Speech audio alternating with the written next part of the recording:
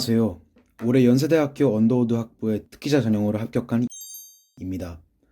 저는 한국에서 초등학교 4학년까지의 과정을 마치고 3년간 미국에서 학교를 다닌 뒤 다시 돌아와 외국어 고등학교를 졸업하고 1년의 재수 생활을 하였습니다. 고등학교 시절 각종 활동을 하며 다양한 경험을 쌓기 위해 노력했습니다. 토플 118점, AP 5점 2과목, Macroeconomics, Psychology, 2017 전국 학생 문화유산 외국어 해설 콘텐츠 대회 영어 부문 대상, 제2회 International Youth Conference 한국 대표 참석, 그리고 영어 토론 동아리 활동 3년, 뮤지컬 2회 주연 참여, 영상 제작 동아리 The Pick 단편 영화 주연 참여, 그리고 4개 청소년 영화제 입상 등 이러한 저의 다양한 활동 이력과 관심사가 언더우드 학부가 제공하는 Liberal Arts 교육에 적합하다고 생각했고, 저와 제가 추구하고자 하는 진로에 가장 도움이 될 것이라는 확신에 연세대학교 언더우드 학부를 가기를 원했습니다. 저는 2019년 제가 고등학교 3학년 당시 입시에 실패하여 1년간 재수를 하였습니다. 그때도 언더우드 학부에 특기자 전형으로 지원하였으나 1차 불합격 통보를 받았습니다. 1년간 다시 시간을 보내며 저는 저의 낙방의 이유를 찾았습니다. 내신 성적도 한 가지 요인이었을 수도 있었지만 제가 생각하는 가장 큰 문제는 저의 자기소개서였습니다. 저는 당시 타 입시학원에서 컨설팅을 받으며 자기소개서의 첨삭을 도움받았습니다. 전문가의 조언이라 의심 없이 따랐으나 1년이 지난 뒤 다시 읽어보니 별로 좋지 않은 자소서였습니다. 주제도 별로였으며 무엇보다 저 자신이 누구인지에 대한 설명이 부족했습니다. 그러한 문제점을 발견한 뒤에도 저와 제 부모님은 한 번 더 언더우드 학부에 도전하는데 큰 고민을 했습니다. 이미 제 조건으로 평가를 받아 불합격했었고 재수생은 수시에서 뽑힐 가능성이 적다고 들었기 때문입니다. 그때 저의 부모님은 해림쌤의 유튜브에서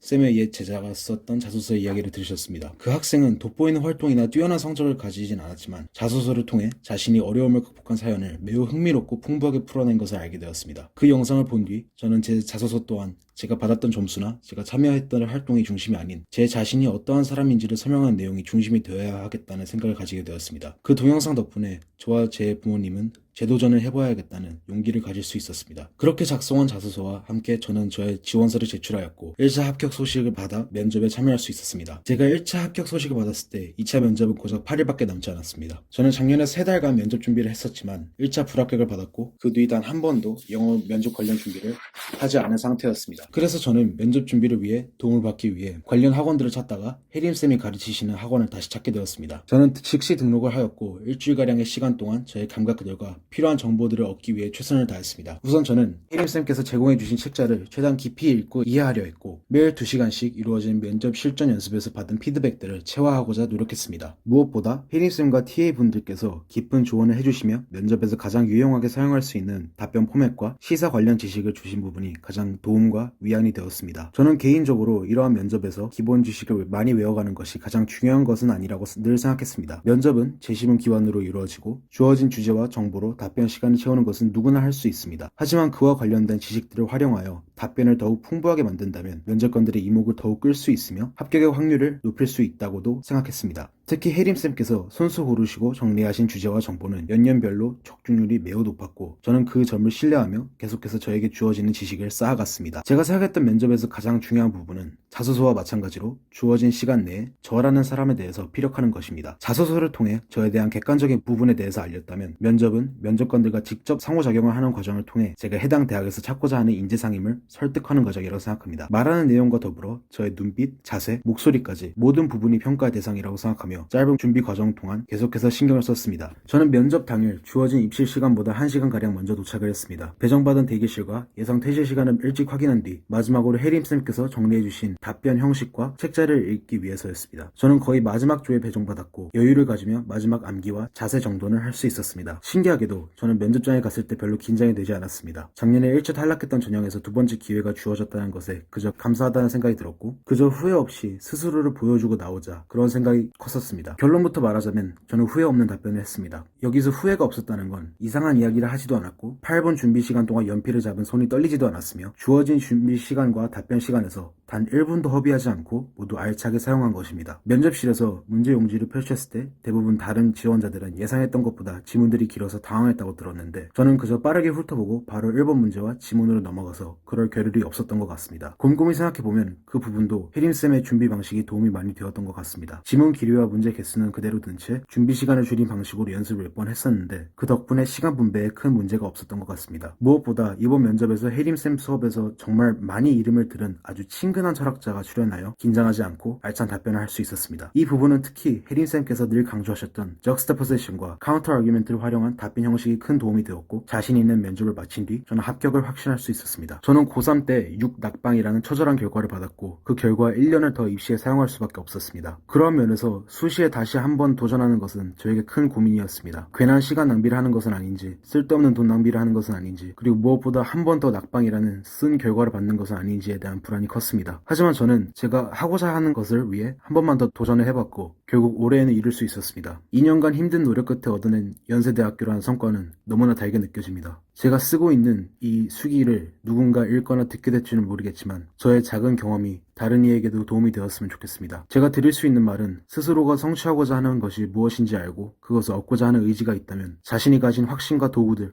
그리고 자신을 도와주는 고마운 사람들을 믿으며 최선을 다해주세요. 그러면 기필코 그 목표를 이룰 수 있을 것입니다. 모두 행복한 결과가 있으시기 바랍니다.